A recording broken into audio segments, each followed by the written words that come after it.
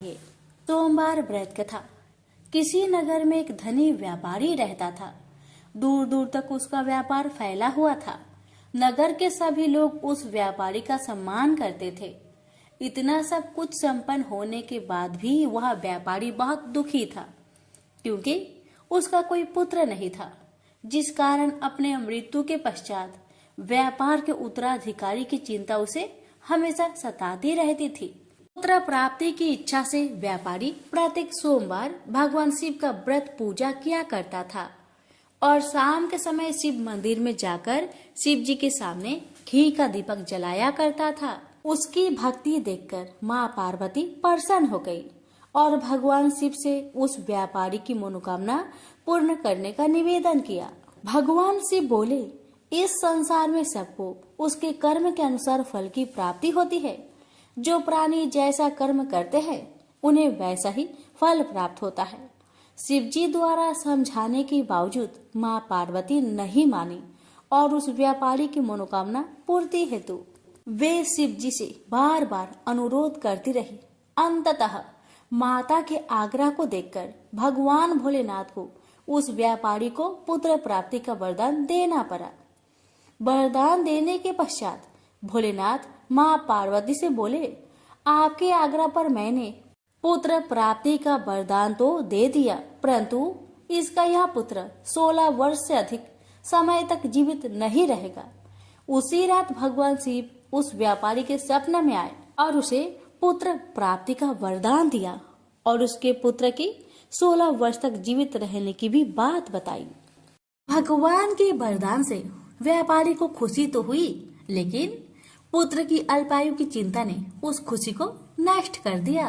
व्यापारी पहले की तरह सोमवार के दिन भगवान शिव का विधिवत व्रत करता रहा। कुछ महीनों के बाद उसके घर एक अति सुंदर बालक ने जन्म लिया और घर में खुशियां ही खुशियां भर गई।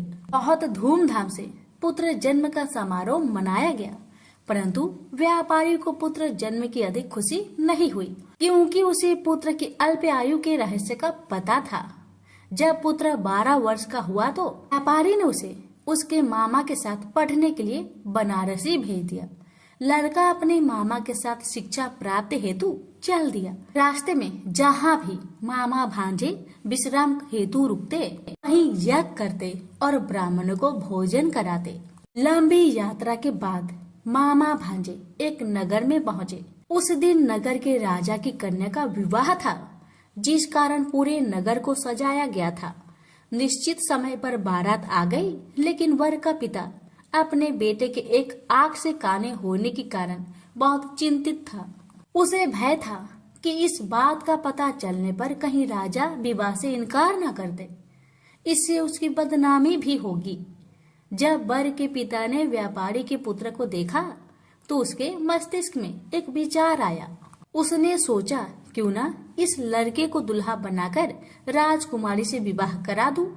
विवाह के बाद इसको धन देकर विदा कर दूंगा और राजकुमारी को अपने नगर ले जाऊंगा। वर के पिता ने लड़के के मामा से इस संबंध में बात की। मामा ने धन मिलने की लालच में वर के पिता की बात को स्वीकार कर ली। लड़के को दूल्हे का वस्त्र पहनाकर राजकुमारी से विवाह कर दिया गया। राजा ने बहुत सारा धन देकर राजकुमारी को विदा किया। शादी के बाद लड़का जब राजकुमारी के साथ लौट रहा था तो वह सच नहीं छिपा सका और उसने राजकुमारी की ओढ़नी पर लिख दिया, राजकुमारी, तुम्हारा विवाह मेरे साथ हुआ था। मैं तो बनारसी पढ़ने के लिए जा रहा हूँ और अब तुम्हें जिस नवयुवक की पत्नी बनना पड़ेगा वह कान्हा है। जब राजकुमारी ने अपनी ओढ़नी पर लिखा हुआ पढ़ा तो उसने कान्हे लड़के के साथ जाने से इनकार कर दिया। राजा को जब ये सब बातें पता लगी तो उसने राजकुमारी को महल में ही रख लिया। उधर लड़का अपने मामा के साथ बनारसी पहुंच गया और गुरुकुल में पढ़ना शुरू कर दिया। जब उसकी आयु 16 वर्ष की हुई तो उसने यज्ञ किया। यज्ञ की समाप्ति पर ब्राह्मणों को भोजन करवाया और खूब अन्य वस्त्र दान किए। रात को वह अपने शयन कक्ष में सो गया। शिव के वरदान के अनुसार शयन अवस्था में ही उसके प्राण पेखरू उड़ गए। सूर्योदय पर मामा मृत भांजे को देखकर रोने पिटने लगा। आसपास के लोग भी एकत्र होकर दुख प्रकट करने लगे। लड़के के मामा के रोने विलाप करने के स्वर समीप से गुजरते हुए भगवान शिव और माता पार्वती ने भी सुने। माता पार्वती ने भगवान से कहा, प्राणनाथ, मुझे इसके रोने का स्वर सहन नहीं हो रहे, आप इस व्यक्ति के कष्ट को अवश्य दूर करें। भगवान शिव ने माता पार्वती के साथ अदृश्य रूप में समीप जाकर देखा तो भोलेनाथ माता पार्वती से बोले, यह तो उसी व्यापारी का पुत्र है जिसे मैंने 16 वर्ष की आयु का वरदान दिया था। इसकी आयु पूरी हो गई है। माँ पार्वती ने फिर भगवान शिव से निवेदन कर उस बालक को जीवन देने का आग्रह किया। माता पार्वती के आग्रह पर भगवान शिव ने उस लड़के को जीवित होने का वरदान दिया और कुछ ही पल में वह जीवित होकर उठ बैठा। शिक्षा समाप्त करके लड़का मामा के साथ अपने नगर की ओर चल दिया। दोनों चलते हुए उसी नगर में पहुंचे जहां उसका विवाह हुआ था। उस नगर में भी यज्ञ का आयोजन किया। समीप से गुजरते हुए नगर के राजा ने यज्ञ का आयोजन देखा और उसने तुरंत ही लड़के और उसके मामा को पहचान लिया। यज्ञ के समाप्त होने पर राजा मामा और लड़के को महल में ले गया और कुछ दिन उन्हें महल में रखकर बहुत सा धन वस्त्र आदि देकर राजकुमारी के साथ विदा कर दिया। इधर भूखे प्यासे रहकर व्यापारी और उसकी पत्नी बेटे की प्रतीक्षा कर रहे थे। उन्होंने प्रतिज्ञा कर रखी थी कि यदि उन्हें अपने बेटे की मृत्यु का समाचार मिला तो दोनों अपने प्राण त्याग देंगे। परंतु जैसे ही उसने बेटे के जीवित वापस लौटने का समाचार सुना तो वह बहुत परेशान हुआ। वह अपनी पत्नी और मित्रों के साथ नगर के द्वार पर पहुंचा। अपने बेटे के विवाह का समाचार सुनकर पुत्र वधू राजकुमारी को देखकर उसकी खुशी का ठिकाना न रहा। उसी रात भगवान शिव ने व्यापारी को सपने में आकर कहा, हे श्रेष्ठी, मैंने तेरे सोमवार व्रत करने और व्रत कथा सुनने से प्रसन्न होकर तेरे पुत्र को लंबी आयु प्रदान की है। पुत्र की लंबी आयु जानकर व्यापारी बहुत प्रसन्न हुआ। शिव भक्त होने तथा सोमवार का व्रत करने से व्यापारी की सभी मनोकामनाएं पूर्ण हुई। इसी प्रकार जो भक्त सोमवार का विधिवत व्रत करते हैं और व्रत कथा सुनते हैं, उनकी सभी इच्छाएं पूरी होती है। हमसे बोलिए, उमापति शंकर भगवान की जय। मंगलवार व्रत कथा। एक समय की बात है, एक ब्राह्मण दंपति की कोई संतान नहीं थी, जिस कारण वह बेहद दुखी थे। एक समय ब्राह्मण वन में हनुमान जी का पूजा के लिए गया। वहां उसने पूजा के साथ महावीर जी से एक पुत्र की कामना की। घर पर उसकी स्त्री भी पुत्र प्राप्ति के लिए मंगलवार का व्रत करती थी। वह मंगलवार के दिन व्रत के अंत में हनुमान जी को भोग लगाकर ही भोजन करती थी। एक बार व्रत के दिन ब्राह्मणी न भोजन बना पाई और न ही हनुमान जी को भोग लगा सकी। उसने प्रण किया कि वह अगले मंगलवार को ही हनुमान जी को भोग लगाकर ही भोजन करेगी। वह भूखी प्यासी 6 दिन तक पड़ी रही। मंगलवार के दिन वह बेहोश हो गई। हनुमान जी उसकी निष्ठा और लगन को देखकर प्रसन्न हुए। उन्होंने आशीर्वाद स्वरूप ब्राह्मणी को एक पुत्र दिया और कहा कि यह तुम्हारी बहुत सेवा करेगा। बालक को पाकर ब्राह्मणी अति प्रसन्न हुई। उसने बालक का नाम मंगल रखा। कुछ समय उपरांत जब ब्राह्मण घर आया तो बालक को देखकर पूछा कि वह कौन है। पत्नी बोली कि मंगलवार व्रत से प्रसन्न होकर हनुमान जी ने उसे यह बालक दिया है। ब्राह्मण को अपनी पत्नी की बात पर विश्वास नहीं हुआ। एक दिन मौका देख ब्राह्मण ने बालक को कुएं में गिरा दिया। घर पर लौटने पर ब्राह्मणी ने पूछा कि मंगल कहाँ है। तभी पीछे से मंगल मुस्कुराकर घर आ गया। उसे वापस देखकर ब्राह्मण आश्चर्यचकित रह गया। रात को हनुमान जी ने उसे सपने में दर्शन दिए और बताया कि यह पुत्र उसे उन्होंने ही दिया है। ब्राह्मण सत्य जानकर बहुत खुश हुआ। इसके बाद ब्राह्मण दंपति प्रत्येक मंगलवार को व्रत रखने लगे।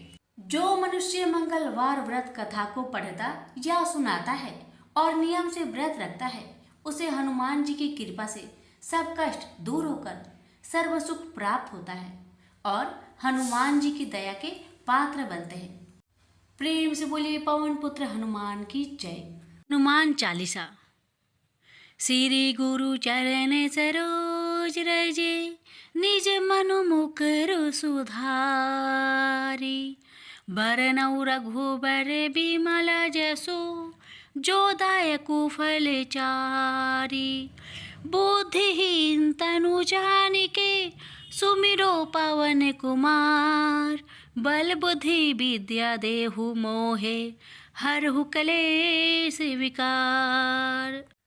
जय हनुमान ज्ञान गुण सागर, जय कपीस तिहु लोक उजागर। रामदूत अतुलित बल धामा, अंजनी पुत्र पवन सुत नामा। महावीर विक्रम बजरंगी, कुमति निवार सुमति के संगी। कंचन वरन विराज सुबेसा, कानन कुंडल कुंचित केसा। हाथ वज्र अरु ध्वजा बिराजे, कांधे मूज जनेऊ साजे। शंकर सुवन केसरी नंदन, तेज प्रताप महाजगवंदन। विद्यावान गुणी अति चातुर, राम काज करिबे को आतुर। प्रभु चरित्र सुनबे को रसिया, राम लखन सीता मन बसिया। सूक्ष्म रूप धरि सियहि दिखावा, बिकट रूप धरि लंक जरावा। भीम रूप धरि असुर संहारे, रामचंद्र के काज सवारे। लाए सजीवन लखन जियाए, श्री रघुवीर हर्षि उर लाए। रघुपति किन्हीं बहुत बड़ाई, तुम मम प्रिय भरत ही संभाई। सहस बदन तुमरो जस गावे, अस कहि श्रीपति कंठ लगावे। सनकादिक ब्रह्मादि मुनीसा, नारद सारद सहित अहिसा। जब कुबेर दिखपाल जहाते, कवि कोविद कह सके कहाते। तुम उपकार सुग्रीवाहि किन्ना, राम मिलाए राजपद दिन्हा। तुमरो मंत्र विभीषण माना, लंकेश्वर भय सब जग जाना। जोग सहस्त्र जो जन पर भानु, लील्यो ताहि मधुर फल जानु। प्रभु मुद्रिका मैली मुख माही, जल्दी लागी गई अचरज नाही। दुर्गम काज जगत के जेते, सुगम अनुग्रह तुम्हरे तेते। राम दुआरे तुम रखवारे, होत न आज्ञा बिनु पैसारे। सब सुख लाहे तुम्हरी सरना, तुम रक्षक काहू को डरना। आपन तेज सम्हारो आपे, तीनों लोक हाकते कापे। भूत पिचास निकट नहीं आवे, महावीर जब नाम सुनावे। नासे रोग हरे सब पीरा, जपत निरंतर हनुमत वीरा। संकट ते हनुमान छुड़ावे, मन करम वचन ध्यान जुलावे। सब पर राम तपस्वी राजा, तिनके काज सकल तुम साजा। और मनोरथ जो कोई लावे, सोई अमित जीवन फल पावे। चारों जुग प्रताप तुम्हारा है, प्रसिद्ध जगत उजियारा। साधु संत के तुम रखवारे, असुर निकंदन राम दुलारे। अष्ट सिद्धि नौ निधि के दाता, असबर दी है जान की माता। राम रसायन तुम्हरे पासा, सदा रहो रघुपति के दासा। तुम्हरे भजन राम को पावे, जन्म जन्म के दुख बिसरावे। अंत काल रघुबरपुर जाई, जहाँ जन्म हरि भक्त कहाई। और देवता चितना धरई, हनुमत सेवी सर्व सुख करई। संकट कटे मिटे सब पीरा, जो सुमिरे हनुमत बलबीरा। जय जय जय हनुमान गोसाई, कृपा करहु गुरुदेव की नाई। जो सत बार पाठ कर कोई, छोट ही बंदी महासुख होई। जो यह पढ़े हनुमान चालीसा, होई सिद्धि साखी गौरीसा। तुलसीदास सदा हरि चेरा, कीजे नाथ हृदय महडेरा। पवन तनया संकट हरना, मंगल मूर्ति रूप। राम लखन सीता सहित, हृदय बसहु सुरभूप। बुधवार व्रत कथा। एक समय की बात है, एक व्यक्ति का विवाह हुई। कई वर्ष बीत गए। विवाह के बाद उसकी पत्नी एक बार अपने मायके गई हुई थी। पत्नी के मायके में रहने के कई दिनों बाद उसका पति अपनी पत्नी को विदा करवाने के लिए ससुराल पहुंचा। ससुराल में कुछ दिन तक रहने के बाद वह पत्नी को मायके से विदा कराने की बात अपने सास ससुर से कही। बुधवार का दिन होने के कारण उसके सास ससुर ने कहा कि इस दिन बेटी ससुराल नहीं जा सकती, इस कारण विदाई नहीं हो सकती है। लेकिन वह व्यक्ति नहीं माना और अपनी पत्नी को मायके से विदा कराकर अपने घर की तरफ चल दिया। रास्ते में जाते वक्त पत्नी को बहुत तेज प्यास लगी, तब पानी की तलाश में इधर उधर भटकने लगा। काफी देर के बाद जब वह पानी लेकर वापस लौटा तो उसने देखा कि पत्नी के पास उसी के वेशभूषा में कोई अन्य व्यक्ति पत्नी के संग बैठकर बातें करता हुआ दिखाई दिया। दोनों व्यक्ति आपस में लड़ने लगे। पहले व्यक्ति ने गुस्से में दूसरे व्यक्ति से पूछना लगा कि वह कौन और क्यों उसकी पत्नी के साथ बैठकर बातें कर रहा है। फिर आपस में लड़ने लगे। दूसरे व्यक्ति ने कहा, यह मेरी पत्नी है। दोनों के बीच भयानक लड़ाई होने लगी। तब वहां पर कुछ सिपाही आ गए और स्त्री से उसके असली पति के बारे में पूछने लगे। दोनों व्यक्ति को देखकर स्त्री हैरान हो गई कि कौन मेरा पति है। वह दुविधा में पड़ गई क्योंकि दोनों एक जैसे ही लग रहे थे। तब पहला व्यक्ति परेशान होकर मन में कहा कि भगवान, ये आपकी कैसे लीला है। तभी आकाशवाणी हुई कि बुधवार के दिन पत्नी को विदा करवाकर नहीं ले जाना चाहिए था। यह सब सुनकर पहला व्यक्ति समझ गया कि यह भगवान बुद्ध की लीला है। फिर वह व्यक्ति बुद्धदेव से प्रार्थना करने लगा और क्षमा मांगने लगा। फिर फौरन ही बुद्धदेव अंतर्ध्यान हो गए और उस व्यक्ति को अपनी पत्नी मिल गई। तभी से हर दिन बुधवार के दिन भगवान गणेश की पूजा होने लगी। प्रेम से बोले बुद्धदेव की जय हो, गणेश महाराज की जय हो। प्राचीन समय की बात है। एक नगर में एक बड़ा व्यापारी रहता था। वह जहाजों में माल लदवाकर दूसरे देशों में भेजा करता था। वह जिस प्रकार अधिक धन कमाता था, उसी प्रकार जी खोलकर दान भी करता था। परंतु उसकी पत्नी अत्यंत कंजूस थी। वह किसी को एक दमड़ी भी दान नहीं देती थी। एक बार सेठ जब दूसरे देश व्यापार करने गया तो पीछे से बृहस्पति भगवान साधु का वेश धारण करके व्यापारी की पत्नी के समक्ष उपस्थित हुए और भिक्षा मांगने लगे। अब व्यापारी की पत्नी ने साधु महाराज से कहा, हे साधु महाराज, मैं इस दान और पुण्य से तंग आ गई हूँ। आप कोई ऐसा उपाय बताए जिससे मेरा सारा धन नष्ट हो जाए और मैं आराम से रह सकूं। मैं यह धन लूटता हुआ नहीं देख सकती। बृहस्पति भगवान ने कहा, हे देवी, तुम बड़ी विचित्र हो। संतान और धन से कोई दुखी होता है भला? अगर अधिक धन है तो इसे शुभ कार्यों में लगाओ। कुंवारी कन्याओं का विवाह करवाओ। विद्यालय और बाग बगीचों का निर्माण कराओ। ऐसे पुण्य कार्य करने से तुम्हारा लोक परलोक सार्थक हो सकता है। परंतु साधु की इन बातों से व्यापारी की पत्नी को खुशी नहीं हुई। उसने कहा, मुझे ऐसी धन की आवश्यकता नहीं है जिसे मैं दान में दूं। तब बृहस्पति देव बोले, यदि तुम्हारी ऐसी इच्छा है तो तुम एक उपाय करना। 7 बृहस्पतिवार घर को गोबर से लिपना और अपने केसों को पीली मिट्टी से धोना। केसों को धोते समय स्नान भी करना। व्यापारी से हजामत बनाने को कहना। भोजन में मांस मदिरा खाना।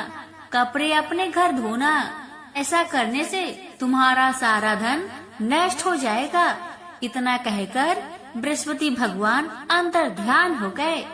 व्यापारी की पत्नी ने बृहस्पति देव के कहे अनुसार 7 बृहस्पतिवार वैसा ही करने का निश्चय किया। केवल 3 बृहस्पतिवार बीते कि उसके समस्त धन संपत्ति नष्ट हो गई और वह परलोक सिधार गई।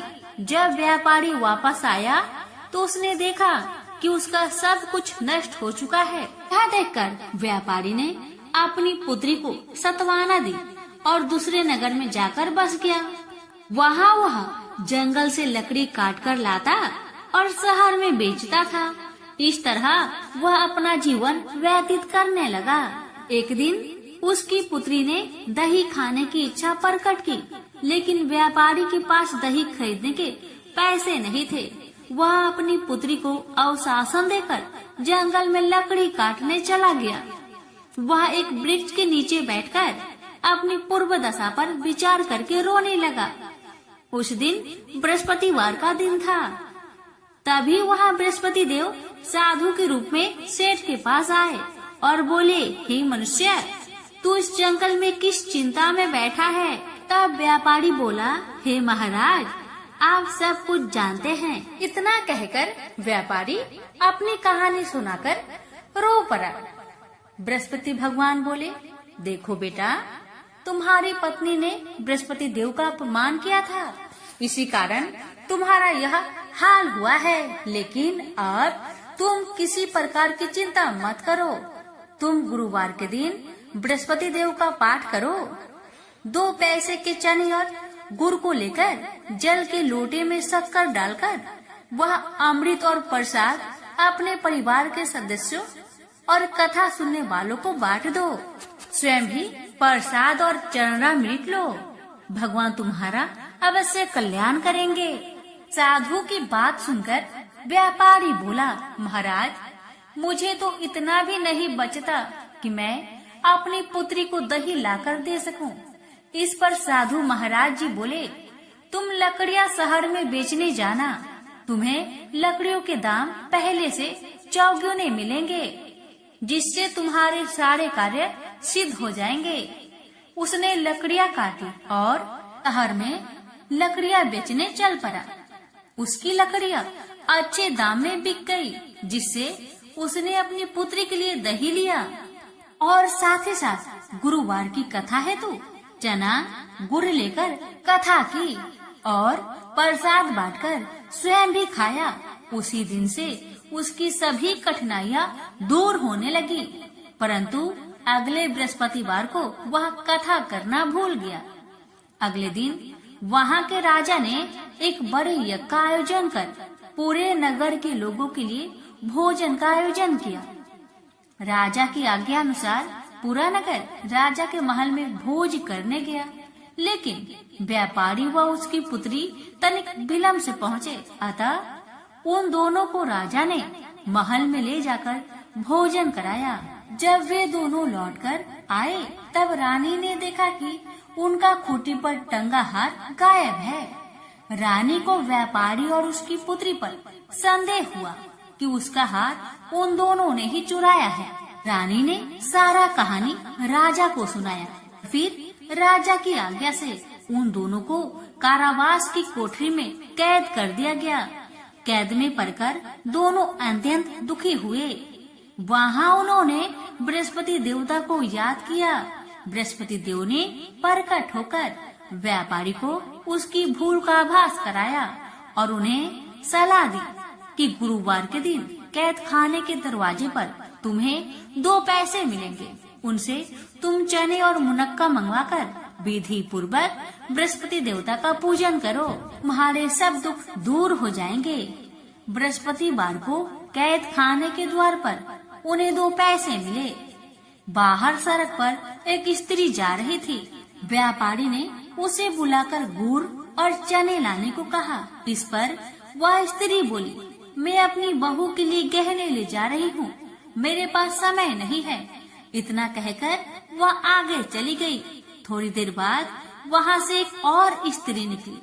व्यापारी ने उसे बुलाकर कहा कि हे बहन, मुझे बृहस्पतिवार की कथा करनी है, तुम मुझे 2 पैसे का गुड़ और चना लाकर दो। बृहस्पति देव का नाम सुनकर वह स्त्री बोली, भाई, मैं तुम्हें अभी गुड़ और चना लाकर देती हूँ। मेरा इकलौता पुत्र मर गया है, मैं उसके लिए कफन लेने जा रही थी, लेकिन मैं पहले तुम्हारा काम करूँगी और उसके बाद मैं अपने पुत्र के लिए कफन लाऊंगी। वह स्त्री बाजार से व्यापारी के लिए गुड़ चना ले आई और स्वयं भी बृहस्पति देव की कथा सुनी। कथा समाप्त होने पर वह स्त्री कफन लेकर अपने घर गई। घर पर लोग उसके पुत्र की लाश को राम नाम सत्य है कहते हुए शमशान ले जाने की तैयारी कर रहे थे। स्त्री बोली, मुझे अपने लड़के का मुख देख लेने दो। अपने पुत्र का मुख देखकर उस स्त्री ने उसके मुंह में प्रसाद और चंद्रामृत डाला। प्रसाद और चंद्रामृत के प्रभाव से वह पुनः जीवित हो गया। पहली स्त्री जिसने बृहस्पति देव का निरादर किया था, वह जब अपने पुत्र की विवाह हेतु पुत्र वधू के लिए गहने लेकर लौटी और जैसे ही उसका पुत्र घोड़ी पर बैठकर निकला, वैसे ही घोड़ी ने ऐसी उछाल मारी कि वह घोड़ी से गिरकर मर गया। यह देख स्त्री रो रो कर बृहस्पति देव से क्षमा याचना करने लगी। उस स्त्री की याचना से बृहस्पति देव साधु के वेश में वहां पहुंचकर कहने लगे, देवी, तुम्हें अधिक विलाप करने की आवश्यकता नहीं है। यह बृहस्पति देव का अनादर करने का कारण हुआ है। तुम वापस जाकर मेरे भक्त से क्षमा मांगकर कथा सुनो, तभी तुम्हारी मनोकामना पूर्ण होगी। जेल में जाकर उस स्त्री ने व्यापारी से माफी मांगी और कथा सुनी। कथा के उपरांत वह प्रसाद और चंद्रामृत लेकर अपने घर वापस आई। घर आकर उसने चंद्रामृत अपने मृत पुत्र के मुख में डाला। चंद्रामृत के प्रभाव से उसका पुत्र भी जीवित हो उठा। उसी रात बृहस्पति देव राजा के सपने में आए और बोले, हे राजन, तूने जिस व्यापारी और उसकी पुत्री को जेल में कैद कर रखा है, वह बिल्कुल निर्दोष है। तुम्हारी रानी का हार वहीं खूंटी पर टंगा है। दिन निकला तो राजा रानी ने हार पर खूंटी लटका हुआ देखा। राजा ने उस व्यापारी और उसकी पुत्री को रिहा कर दिया और उन्हें आधा राज्य देकर उसकी पुत्री का विवाह उच्च कुल में करवाकर दहेज में हीरे जवाहरात दिए। शुक्रवार संतोषी माता की व्रत कथा। माना जाता है कि यह कथा पढ़े बिना संतोषी माता का व्रत अधूरा होता है। संतोषी माता व्रत की पौराणिक कथा के अनुसार एक बुढ़िया थी। उसका एक ही पुत्र था। बुढ़िया पुत्र के विवाह के बाद बहू से घर के सारे काम करवाती, परंतु उसे ठीक से खाना नहीं देती थी। यह सब लड़का देखता पर माँ से कुछ भी नहीं कह पाता। बहू दिन भर काम में लगी रहती, उपले थापती, रोटी रसोई करती, बर्तन साफ करती, कपड़े धोती और इसी में उसका सारा समय बीत जाता।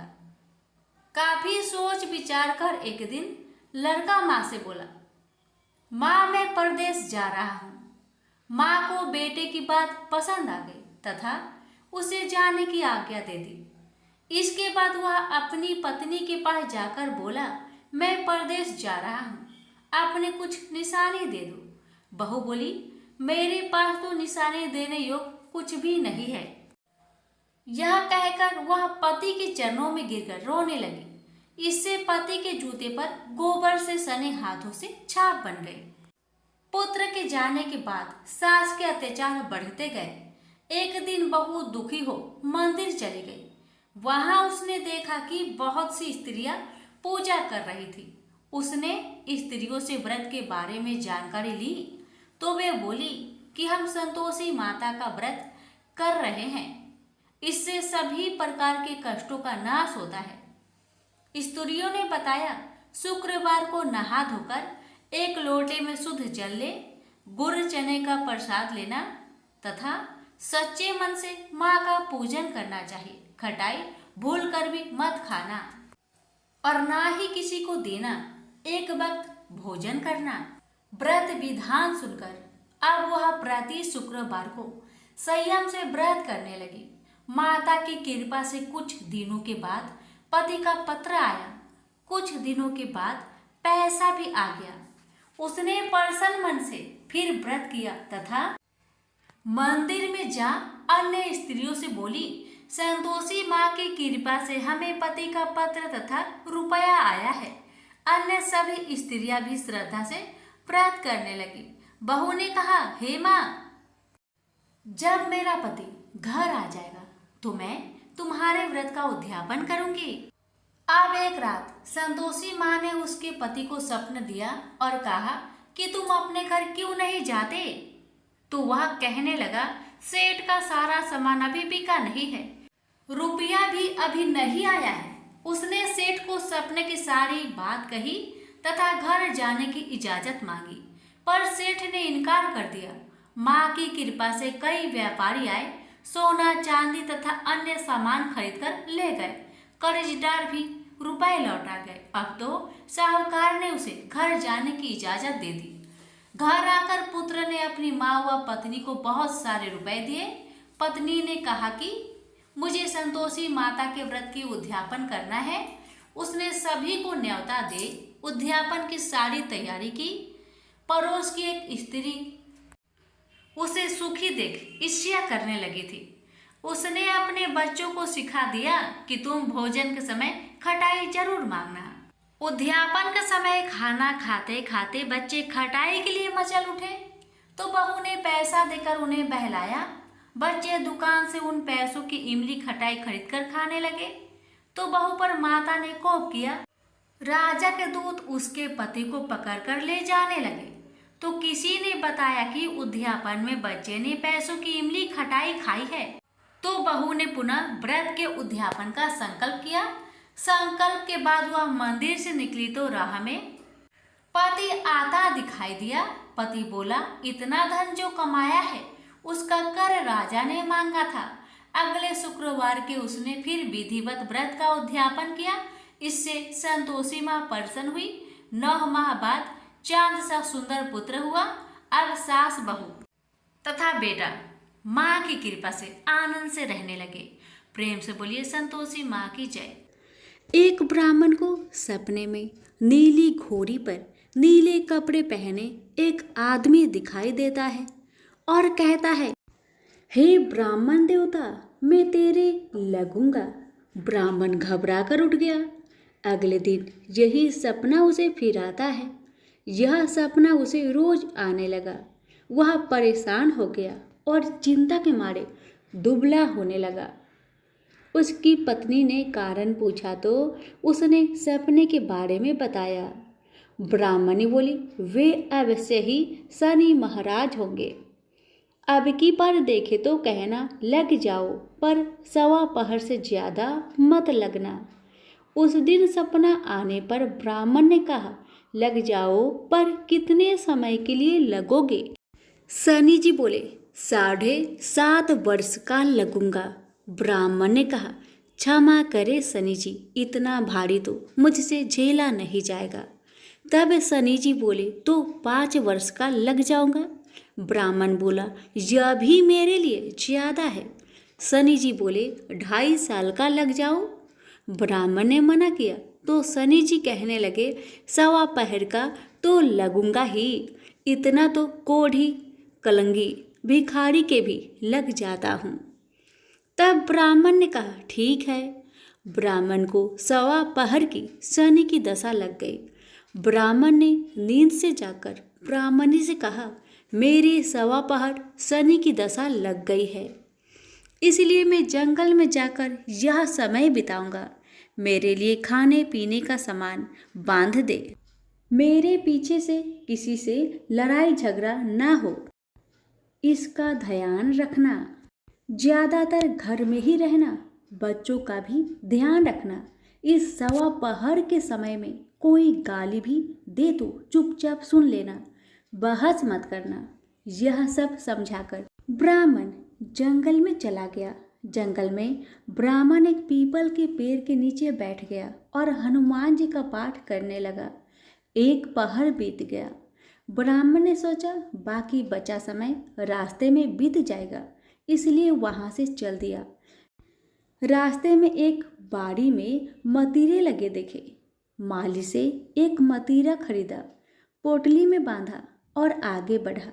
आगे एक आदमी मिला जो असल में शनिदेव थे। ब्राह्मण से पूछा, पोटली में क्या है? उसने कहा, मतीरा है।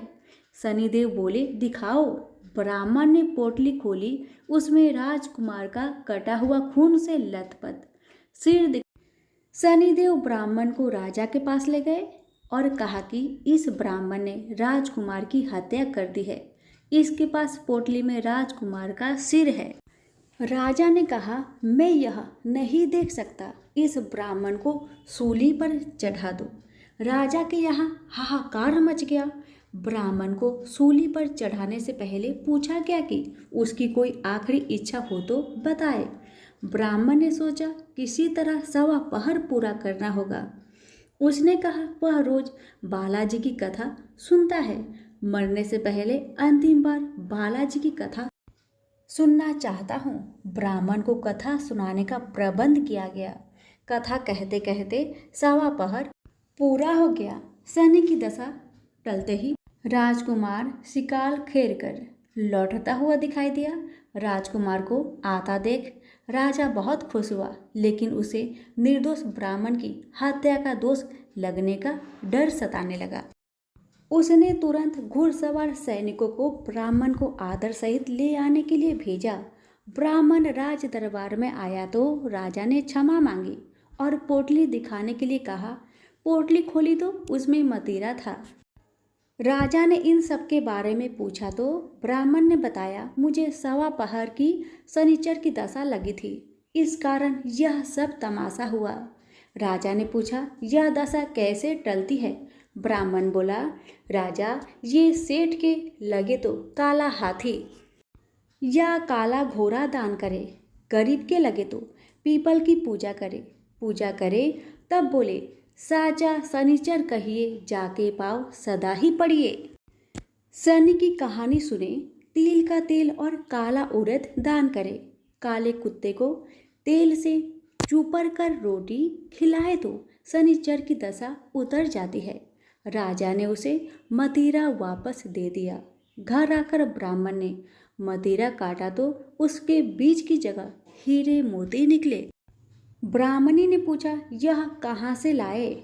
आप तो कह रहे थे शनि की दशा लगी है। ब्राह्मण ने कहा, जब दशा लगी थी तो यही मदिरा राजकुमार का सिर बन गया था। उतरती दशा के शनि जी निहाल कर गए।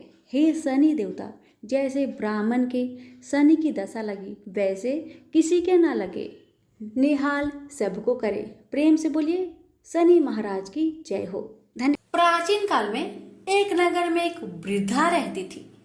उसका नियम था कि वह हर रविवार घर आंगन गोबर से लिपकर भोजन तैयार करती और सूर्य देव को भोग लगाकर ही भोजन करती थी।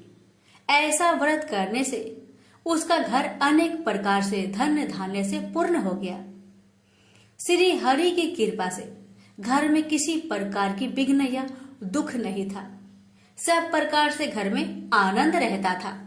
इस तरह कुछ दिन बीत जाने पर उसकी एक पड़ोसन, जिसकी गौ का गोबर वह वृद्ध लाया करती थी, विचार करने लगी कि यह वृद्ध सर्वदा मेरी गौ का गोबर ले जाती है, इसलिए अपनी गौ को घर के भीतर बांधने लगे। वृद्धा को गोबर न मिलने से रविवार के दिन अपने घर को न लिप सकी, इसलिए उसने न तो भोजन बनाया न भगवान को भोग लगाया तथा स्वयं भी उसने भोजन नहीं किया। इस प्रकार उसने निराहार व्रत किया। रात्रि हो गई और वह भूखी सो गई। रात्रि में भगवान ने उसे स्वप्न दिया और भोजन न बनाने तथा लगाने का कारण पूछा। वृद्धा ने गोबर न मिलने का कारण सुनाया। तब भगवान ने कहा कि माता, हम तुमको ऐसी गौ देते हैं जिससे सभी इच्छाएं पूर्ण होती है, क्योंकि तुम हमेशा रविवार को गौ के गोबर से लिपकर भोजन बनाकर मेरा भोग लगाकर खुद भोजन करती हो। इससे मैं खुश होकर तुमको वरदान देता हूँ। निर्धन को धन और बाज स्त्रियों को पुत्र देकर दुखों को दूर करता हूँ तथा अंत समय में मोक्ष देता हूँ। सपने में ऐसा वरदान देकर भगवान तो अंतर ध्यान हो गए और वृद्धा की आँख खुली तो वह देखती है कि आंगन में एक अति सुंदर गौ और बछड़ा बंधे हुए हैं। वह गाय और बछड़े को देखकर अति प्रसन्न हुई और उसको घर के बाहर बांध दिया और वही खाने को चारा डाल दिया। जब उसकी पड़ोसन वृद्धा ने घर के बाहर एक अति सुंदर गौ और बछड़े को देखा तो देश के कारण उसका हृदय जल उठा। और उसने देखा कि गाय ने सोने का गोबर किया है, तो वह उस गाय का गोबर ले गई और अपनी गाय का गोबर उसकी जगह रख गई। वह नित्य प्रति ऐसा ही करती रही और सीधी साधी वृद्धा को इसकी खबर नहीं होने दी। तब सर्वव्यापी ईश्वर ने सोचा कि चालाक पड़ोसन के कर्म से वृद्धा ठगी जा रही है, तो ईश्वर ने संध्या के समय अपनी माया से बड़े जोर की आंधी चला दी। वृद्धा ने आंधी के भय से अपनी गौ को भीतर बांध लिया। प्रातःकाल जब वृद्धा ने देखा कि गौ ने सोने का गोबर दिया, तो उसके आश्चर्य की सीमा न रही और वह प्रतिदिन गौ को घर के भीतर ही बांधने लगी।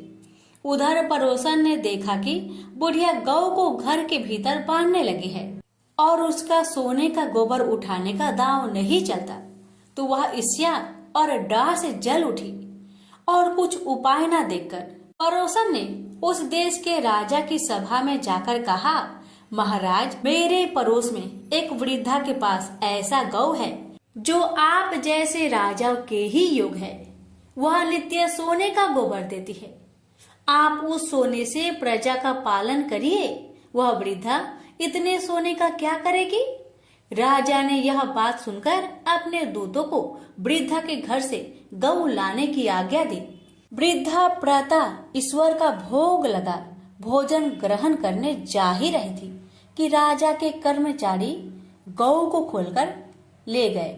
वृद्धा काफी रोई चिल्लाई, किंतु कर्मचारियों के समक्ष कोई क्या कहता। उस दिन वृद्धा गौ के वियोग में भोजन न खा सकी और रात भर रो रो कर ईश्वर से गौ को पुनः पाने के लिए प्रार्थना करती रही। उधर राजा गौ को देखकर बहुत प्रसन्न हुआ, लेकिन सुबह जैसे ही वह उठा, सारा महल गोबर से भरा दिखाई देने लगा। राजा यह देख घबरा गया। भगवान ने रात्रि में राजा को सपने में कहा कि हे राजा, गाय वृद्धा को लौटाने में तेरा भला है। उसके रविवार के व्रत से प्रसन्न होकर मैंने उसे गाय दी थी। प्रातः होते ही राजा ने वृद्धा को बुलवाकर बहुत से धन के साथ सम्मान सहित गौ बछड़ा लौटा दिया। उसकी पड़ोसिन को बुलाकर उचित दंड दिया। इतना करने के बाद राजा के महल से गंदगी दूर हो गई। उसी दिन से राजा ने नगरवासियों को आदेश दिया कि राज्य की तथा अपनी समस्त मनोकामनाओं की पूर्ति के लिए रविवार का व्रत रखा करो। व्रत करने से नगर के लोग सुखी जीवन व्यतीत करने लगे। कोई भी बीमार तथा प्रकृति का प्रकोप उस नगर पर नहीं होता था। सारी प्रजा सुख से रहने लगे। प्रेम से बोलिए सूर्य नारायण की जय। आप सुनिए सूर्य नारायण की आरती। जय जय जय रवि देव, जय जय जय रवि देव, रजनीपति मदहारी, सतलद जीवन दाता, पद पद मन मधुकारी, हे दीन मन दाता, जग के हे रवि देव, जय जय जय स्वादेव। नभ मंडल के बानी, ज्योति प्रकाशक देवा, निज जन हित सुख राशि, तेरी हम सब सेवा करते हैं रवि देव। जय जय जय रवि देव, कनक बदन मन मोहित, रुचिरी प्रभा प्यारी, नित्य मंडल से मंडित, अजर अमर छवि धारी, हे सूरवीर रवि देव, जय जय जय रवि देव, जय जय जय रवि देव, जय जय जय रवि देव। रजनीपति मदहारी, सतलत जीवन दाता। प्रेम से बोलिए सूर्य नारायण की जय।